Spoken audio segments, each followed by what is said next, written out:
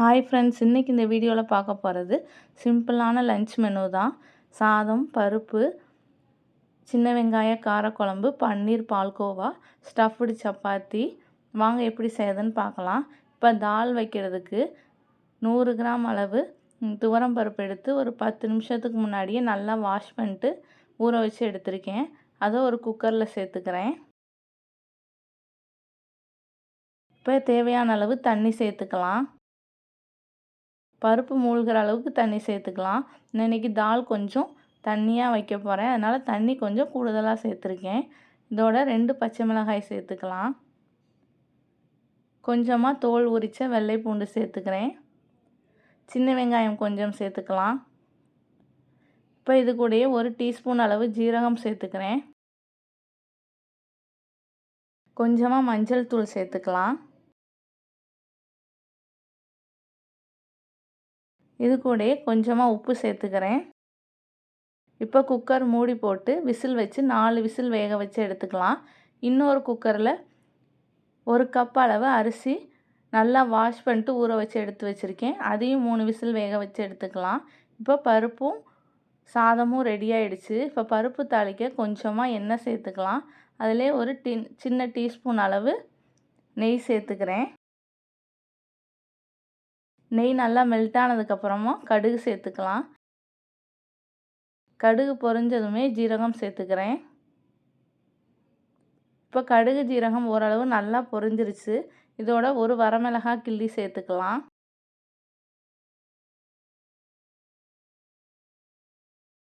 கொஞ்சமாக கருவேப்பிலை இலைகள், பெருங்காயத்தூள் கொஞ்சம் சேர்த்துக்கலாம். இப்போ தாளிப்பு ரெடி ஆகிடுச்சு. ஸ்டவ் ஆஃப் பண்ணிவிட்டு நம்ம பருப்பை ஓப்பன் பண்ணி பார்க்கலாம். பருப்பு நல்லா வெந்து வந்துருச்சு. சாதமும் ரெடி ஆகிடுச்சு. இப்போ பருப்பை நல்லா கரண்டியை வச்சு இந்த மாதிரி நல்லா மசிச்சு எடுத்துக்கலாம்.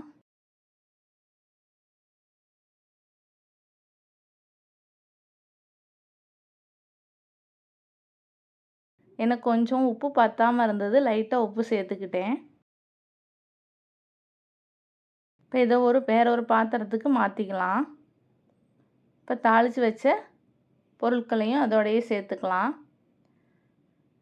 சேர்த்துட்டு நல்லா மிக்ஸ் பண்ணி விட்டுறலாம்.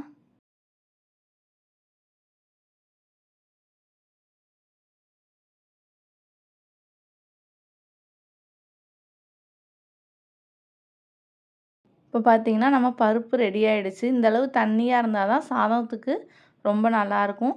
இப்போ சாதம் நல்லா வெந்து வந்துருச்சு. இதை ஒரு ஹாட் பாக்ஸில் மாற்றி எடுத்து வச்சிடலாம். இப்போ சாதம் பருப்பு ரெடி ஆகிடுச்சு. இப்போ சின்ன வெங்காய காரக்குழம்பு வைக்கிறதுக்கு நல்லெண்ணெய் சேர்த்துக்கலாம். எண்ணெய் கொஞ்சம் நிறையா சேர்த்துக்கிட்டா தான் இந்த காரக்குழம்பு நல்லாயிருக்கும். எண்ணெய் ஹீட் ஆனதுக்கப்புறம் கடுகு சேர்த்துக்கலாம். கடுகு ஓரளவு நல்லா பொரிஞ்சதுக்கப்புறம் வெந்தயம் சேர்த்துக்கிறேன்.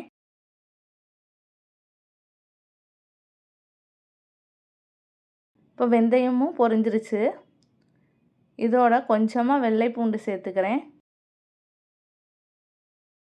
நான் இன்றைக்கி 6 பல் வெள்ளை பூண்டு சேர்த்துருக்கேன். வெள்ளை பூண்டு சேர்த்து நல்லா வதக்கிக்கலாம். பூண்டு ஓரளவு வதங்கினதுக்கப்புறமா இது கூடயே ஒரு 20 சின்ன வெங்காயம் சேர்த்து நல்லா வதக்கிக்கலாம். இந்த காரக்குழம்புக்கு சின்ன வெங்காயம் கட் பண்ணக்கூடாது, அப்படியே முழுசாகவே தான் சேர்க்கணும். அப்போ தான் சாப்பிடும்போது டேஸ்ட்டு நல்லாயிருக்கும். இப்போ வெங்காயம் சேர்த்து நல்லா வதக்கிக்கலாம். இப்போ இது கூடயே கொஞ்சமாக கருவேப்பிலை இலைகள் சேர்த்துக்கிறேன்.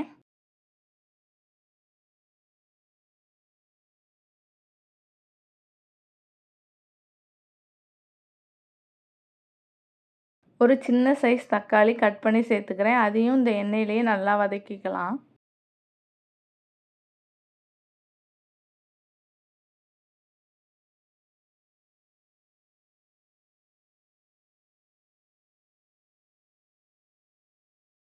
வெங்காயம், பூண்டு, தக்காளி எல்லாம் ஓரளவு வதங்கினதுக்கப்புறமா காரத்துக்காண்டி இன்றைக்கி நான் மிளகாய்த்தூள் சேர்த்துக்கிறேன். உங்களுக்கு எந்த அளவு காரம் தேவையோ அதுக்கு ஏற்ற மாதிரி சேர்த்துக்கோங்க. நான் இன்றைக்கி 3/4 டீஸ்பூன் அளவு மிளகாய்த்தூள், 1 டீஸ்பூன் அளவு மல்லித்தூள் சேர்த்துருக்கேன். இந்த குழம்புக்கு தேவையான அளவு உப்பு சேர்த்து வதக்கிக்கலாம். உங்களுக்கு காரம் எந்த அளவு தேவையோ அதுக்கு ஏற்ற மாதிரி சேர்த்துக்கோங்க. இப்போ நம்ம தேங்காய் சேர்க்க போகிறதில்ல இந்த குழம்புக்கு, அதனால் நான் கம்மியான மிளகாய்த்தூள் மல்லித்தூள் மட்டுமே சேர்த்துருக்கேன். இப்போ மிளகாய்த்தூள் பச்சை வாசனை போகிற அளவு இந்த எண்ணெயிலேயே வதக்கிக்கலாம். இப்போ ஒரு சின்ன நெல்லிக்காய் சைஸ் அளவு புளி ஊற வச்சுருந்தேன், அதையும் கரைச்சி இந்த குழம்போடையே சேர்த்துக்கலாம். இந்த ஸ்டேஜில் உப்பு செக் பண்ணி பார்த்துட்டு பத்தாட்டி கொஞ்சமாக சேர்த்துக்கோங்க. இப்போ குழம்பு பார்த்திங்கன்னா ஓரளவு கொதித்ததுக்கப்புறமா இதை ஒரு மூடி போட்டு ஒரு 5 நிமிஷம் நல்லா வேக வச்சு எடுத்துக்கலாம். பார்த்திங்கன்னா கொஞ்சம் திக்காயிடுச்சு குழம்பு. இந்த ஸ்டேஜில் ஸ்டவ் ஆஃப் பண்ணிடலாம்.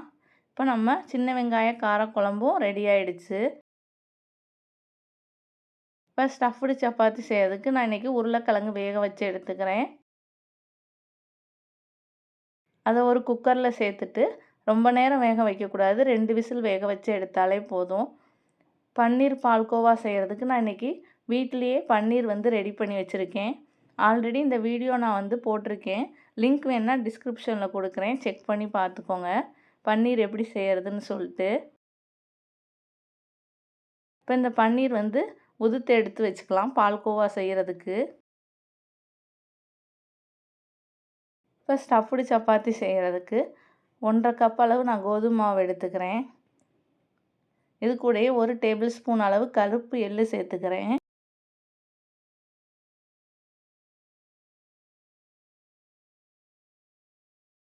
கொஞ்சமாக உப்பு சேர்த்துக்கலாம்.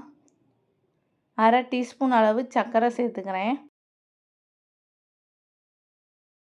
கொஞ்சமாக நெய் சேர்த்து நல்லா மிக்ஸ் பண்ணிக்கலாம் ஃபஸ்ட்டு.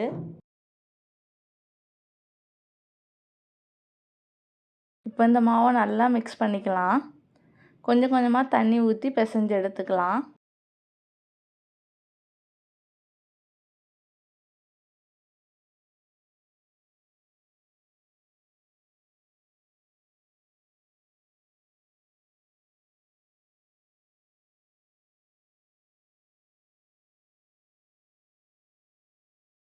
இப்போ இதை நல்லா பிசைஞ்சிட்டு ஒரு 10 நிமிஷம் அப்படியே மூடி போட்டு ஊற வச்சு எடுத்துக்கலாம். மாவு ரொம்ப சாஃப்டாக இருக்கும். இது மேலே நெய் அல்லது ஆயில் அப்ளை பண்ணிக்கலாம்.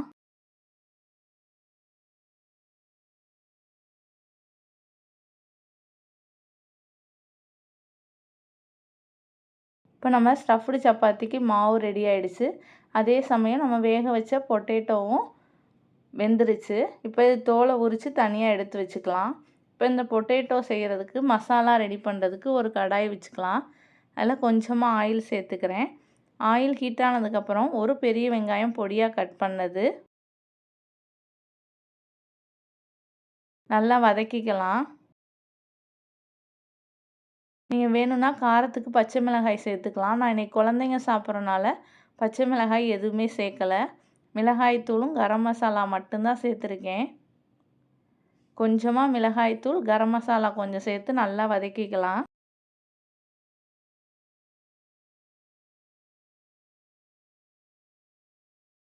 இப்போ இந்த மசாலாவுக்கு தேவையான அளவு லைட்டாக உப்பு சேர்த்து வதக்கிக்கிறேன்.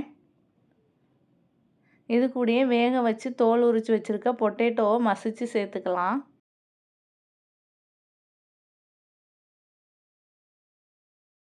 இப்போ இதை நல்லா வதக்கிட்டு ஆற வச்சு எடுத்துக்கலாம். இது கூடயே கொஞ்சமாக கட் பண்ணி வச்சுருக்க கொத்தமல்லி இலைகள் சேர்த்துக்கலாம்.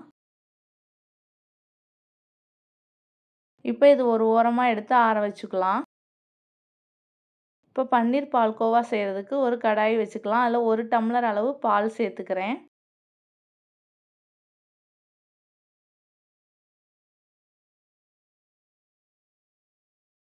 இப்போ இந்த பாலில் ஆட் பண்ணுறதுக்காண்டி 2 டீஸ்பூன் அளவு பால் பவுடர், 1 ஸ்பூன் அளவு கஸ்டர்ட் பவுடர் சேர்த்துக்கிறேன். இதோட காய்ச்சி ஆற வச்சுருக்க பால் சேர்த்து கட்டி இல்லாமல் நல்லா கரைச்சி எடுத்துக்கலாம். இந்த ஸ்வீட் பார்த்திங்கன்னா ஒரு 10 நிமிஷம் கூட ஆகாது செய்கிறதுக்கு. குழந்தைங்களுக்கு ரொம்ப பிடிக்கும் இந்த ஸ்வீட்டு. கண்டிப்பாக ட்ரை பண்ணி பாருங்கள். இப்போ பால் ஓரளவு நல்லா கொதித்ததுக்கப்புறமா பால் பவுடரையும் கஸ்டர்ட் பவுடரையும் இதோட சேர்த்துறணும். கட்டிப்படாமல் நல்லா மிக்ஸ் பண்ணிக்கலாம்.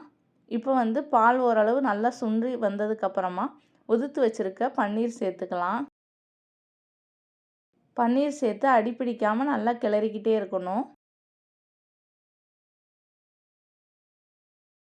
பால் சுண்டி இன்னும் நல்லா திக்காகி வரும். பன்னீர் வந்து அதுலேயே நல்லா குக் ஆகிடும்.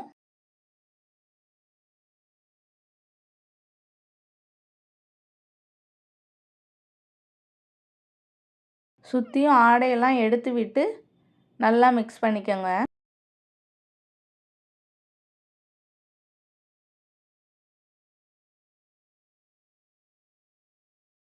இப்போ இந்த ஸ்டேஜில் நான் சுகர் ஆட் பண்ணிக்கிறேன். இன்றைக்கி நான் 4 டீஸ்பூன் அளவு சுகர் சேர்த்துக்கிறேன். உங்களுக்கு எந்த அளவு சுகர் தேவையோ அதுக்கேற்ற மாதிரி ஆட் பண்ணிக்கோங்க. இப்போ சுகர் சேர்த்துட்டு நல்லா மிக்ஸ் பண்ணி விட்டுக்கலாம்.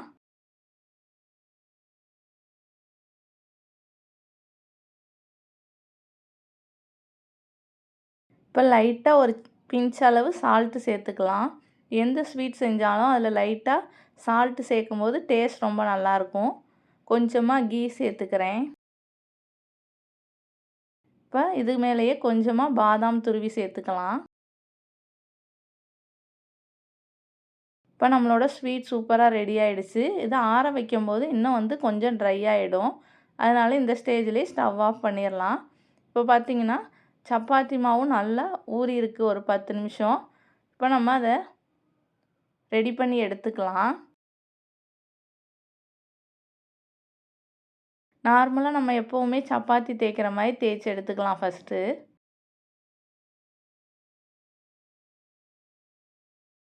இப்போ இதில் கொஞ்சமாக நெய் சேர்த்து அதை ஃபுல்லாக எல்லா பக்கமும் அப்ளை பண்ணிக்கலாம். திரும்ப அதை 2 பக்கமும் மடித்து இந்த மாதிரி ஸ்கொயர் ஷேப்பில் தேய்ச்சி எடுத்துக்கோங்க.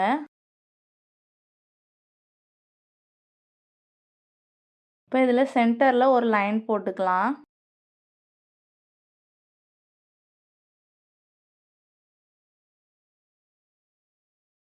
இதில் கொஞ்சமாக சீஸ் சேர்த்துக்கிறேன் துருவிட்டு.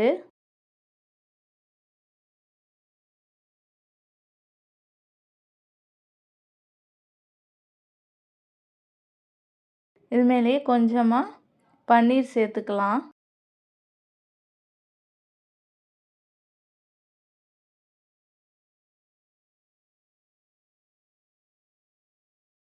இதை ஸ்கூல் போகிற கிட்ஸுக்கு வந்து ஸ்நாக்ஸ் பாக்ஸுக்கு செஞ்சு கொடுக்கலாம். ஈவினிங் ஸ்கூல் விட்டு வர கிட்ஸுக்கு வந்து ஸ்நாக்ஸுக்கு ஈவினிங் ஸ்நாக்ஸாகவும் செஞ்சு கொடுக்கலாம். இப்போ நம்ம ரெடி பண்ணி வச்சுருக்க பொட்டேட்டோ மசாலாவை குட்டி பாலாக உருட்டி தட்டி எடுத்துக்கலாம்.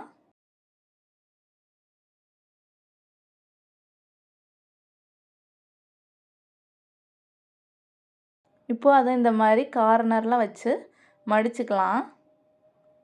ஃபஸ்ட்டு இந்த கார்னரையும் அந்த கார்னரையும் ஜாயின் பண்ணிக்கணும். அதே மாதிரி இந்த பக்கமும் மடிச்சுக்கலாம்.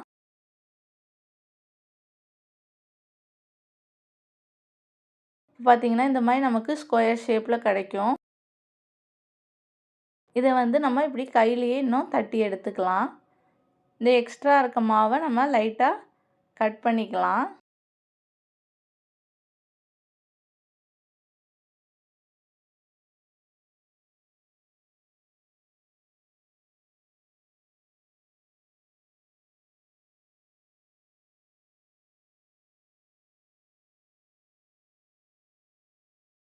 இப்போ ஒரு தோசை தவாவை நல்லா ஹீட் பண்ணிட்டு அதில் நம்ம ரெடி பண்ணி வச்சுருக்க ஸ்டஃப்டு சப்பாத்தி சேர்த்துட்டு மேலே லைட்டாக கீ சேர்த்துக்கலாம். இப்போ ஒரு பக்கம் நல்லா குக் ஆனதுக்கப்புறம் இன்னொரு பக்கம் திருப்பி போட்டுக்கலாம். இன்னொரு பக்கம் லைட்டாக நெய் சேர்த்துக்கலாம்.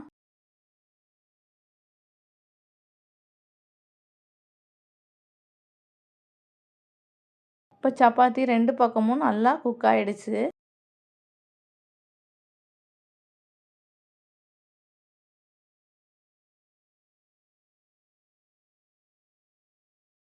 இப்போ லாஸ்ட்டாக வந்து இந்த காரக்குழம்புக்கும் பருப்புக்கும் அப்பளம் ரொம்ப டேஸ்ட்டாக இருக்கும். அதுக்கு அப்பளம் பொரித்து எடுத்துக்கலாம். ஒரு கடாய் வச்சுக்கலாம். அதில் கொஞ்சமாக ஆயில் சேர்த்துக்கலாம். ஆயில் நல்லா ஹீட் ஆனதுக்கப்புறம் தான் அப்பளம் போடணும்.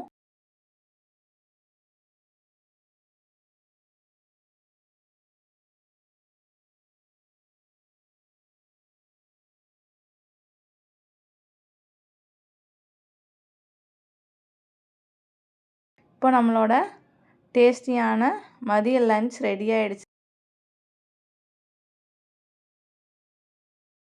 இப்போ பார்த்தீங்கன்னா நான் இன்றைக்கி சர்வ் பண்ணியிருக்கிறது சூப்பரான தால், சின்ன வெங்காய காரக்குழம்பு, பால்கோவா, ஸ்டஃப்டு சப்பாத்தி, நார்த்தங்காய் ஊறுகாய்.